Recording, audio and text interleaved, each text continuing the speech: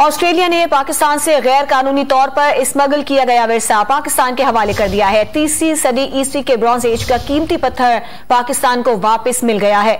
बात करेंगे don news के नुमाइंदे नवीद सिद्दीकी से। नवीद, हमें बताइएगा कीमती पत्थर कब और कहां स्मगल किया गया था? जी, सकाफती वर्षे के तहफ़्फ़ुज़ के हवाले से पाकिस्तान की बड़ी सफारती कामयाबी सामने आई है। ऑस्ट्रेलिया हुकूमत ने पाकिस्तान से गैर कानूनी तौर पर स्मगल किया गया सकाफती वर्षा वापस पाकिस्तान के हवाले कर दिया है। 30वीं सदी ईस्वी की जो ब्रॉन्ज एज का कीमती पत्थर पाकिस्तान को वापस मिल गया है। पाकिस्तान हाई कमीशन ऑस्ट्रेलिया को ये दिया गया है। कीमती पत्थर गैर कानूनी तौर पर पाकिस्तान से अमरीका ले जाया गया था।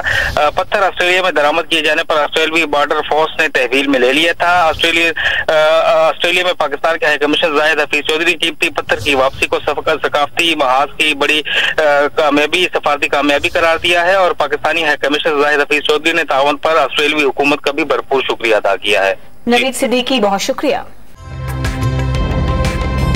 ताज़ा तरीन वीडियोस के लिए हमारा YouTube चैनल सब्सक्राइब करके बेल आइकन प्रेस करिए ताकि आपको मिले हर अपडेट सबसे पहले।